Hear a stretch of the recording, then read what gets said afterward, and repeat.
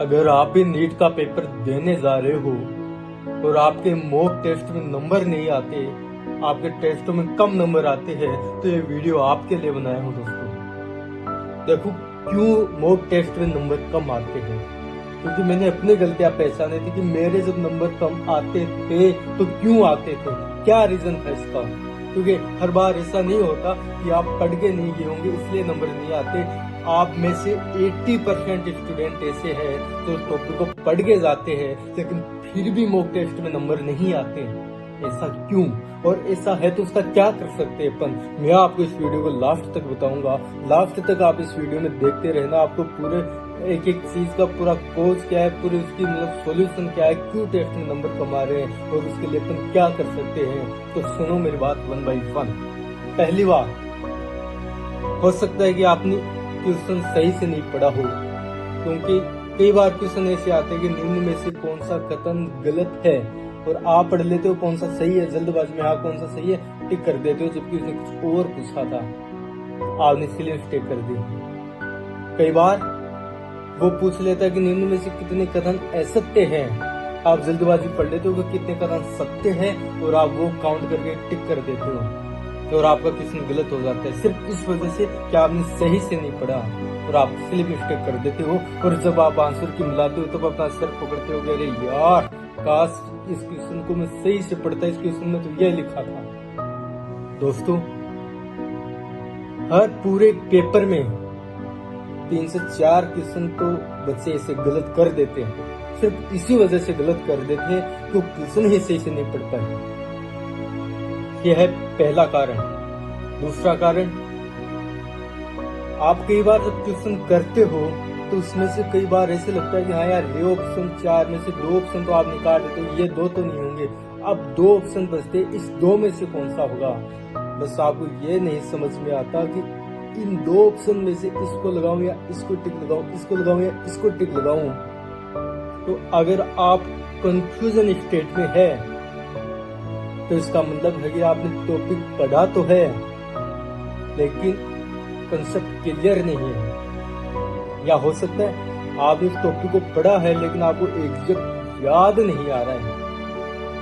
इसकी वजह से आपका क्वेश्चन गलत होता है और इसकी वजह से आपके मॉक टेस्ट में नंबर कम आते हैं। तो इसके लिए आप क्या कर सकते हो, इसके लिए आपके पास यही रास्ता है कि आप जाओ, जो क्वेश्चन गलत हो रहा है उसका वो कॉन्सेप्ट देखो।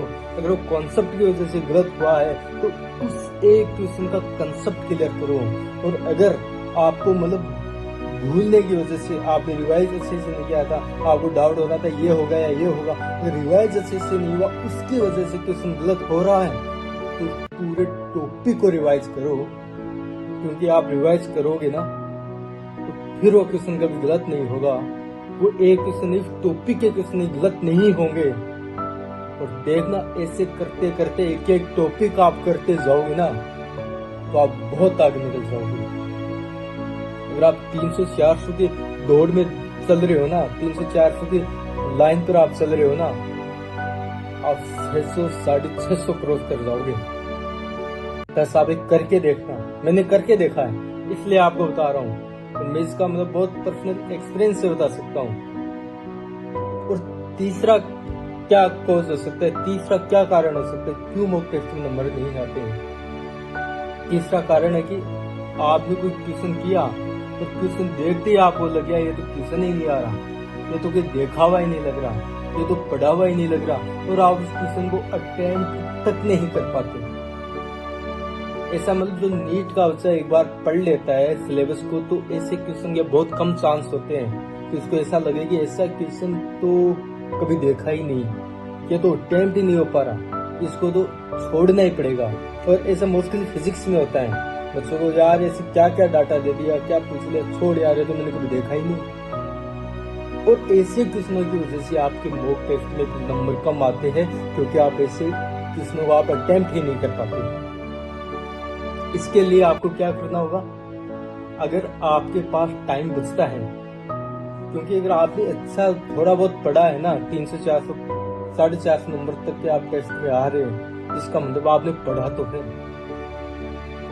तो अगर ऐसे कोई टॉपिक है तो उस टॉपिक को सिर्फ रिवीजन नहीं पूरा वीडियो लेक्चर देखना उसका, फिर उस टॉपिक को समझना, फिर उसको रिवाइज करना, तब जाके आपके ऐसे वाले टॉपिक, ऐसे वाले क्वेश्चन आपसे अटेम्प्ट हो पाएंगे, नहीं तो नहीं हो पाएंगे। ठीक है दोस्तों, तो आज मैंने आपको बता दिया मॉक टेस्ट का। अब ये डर छोड़ देना कि मॉक टेस्ट में नंबर कमाते कैसे इंक्रीज करूं। मैं देख रहा हूँ बच्चे यूट्यूब पे भरे पड़े कि टेस्ट में नंबर नहीं आ रहे, टेस्ट में नंबर नहीं आ रहे, हम पढ़ के जाते फिर भी नहीं आ रहे, पढ़ के जाते फिर भी नहीं आ रहे, हम करें क्या? तो नहीं आ रहे, आज उसका एक फाइनल सॉल्यूशन बता दिया हूँ आपको। अलग अलग टाइप से नहीं आते, तो हर एक टाइप का आपको पूरा बता दिया हूँ कि इस टाइप से नहीं आ रहे, इस वजह से नहीं आ रहे, तो उसके लिए आपको ये काम करना पड़ेगा। ठीक है, और आपको कोई भी डाउट हो आप कमेंट करना, मैं आपके साथ बना रहूंगा 3 मिनट तक। हो सकता है आने वाले 2-3 दिन में मैं वीडियो ना बना पाऊँ, क्योंकि अभी थोड़ा कुछ काम है, क्योंकि मैं वीडियो बना नहीं पाऊंगा ना। मेरे पास अभी फोन, अभी तो मैं किसका फोन लेके बनाया हूँ, मेरे पास जो फोन है उसका कैमरा अब तक सही नहीं है, तो मैं कहीं जा रहा हूँ और नहीं बना पाऊंगा मैं वीडियो। लेकिन आपको जो डाउट है ना, आप कमेंट करना, मैं आपका कमेंट में रिप्लाई करने के लिए रेडी हूँ, हर एक वक्त आपके लिए रेडी हूँ। और आप मेरे टेलीग्राम चैनल पे आप ज्वाइन कर सकते हो। मैं आज ही एक टेलीग्राम चैनल ओपन किया है, मैं आपको लिंक डिस्क्रिप्शन में दे रहा हूँ। और सुनो, टेस्ट में नंबर कमाए ना, तो आप उस पर काम करना, देखना पक्का नंबर बढ़ जाएंगे।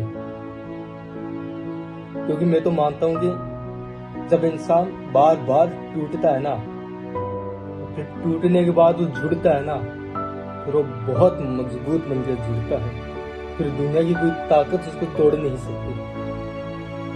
और जब इंसान गिर गिर के उठता है ना, तब वो ऐसा उठता है कि फिर दुनिया की कोई ताकत उसे गिरा नहीं सकती। इसलिए बार बार प्रैक्टिस करना, आपकी प्रैक्टिस ही आपका सॉल्यूशन है। नंबर कम क्यों आ रहे, इसकी वजह भी आप काम करना। जिस वजह पे आप चलेंगे ना, क्यों नहीं आ रही, इस वजह पे आप चलेंगे ना, अपना आप नंबर आना शुरू हो जाएगा। ठीक है दोस्तों, लगे रहो, बेस्ट ऑफ लक। मिलते हैं कमेंट्स में, कोई भी आप डाउट हो बताना, मैं हमेशा आपके लिए रेडी हूँ। ठीक है दोस्तों, बाय।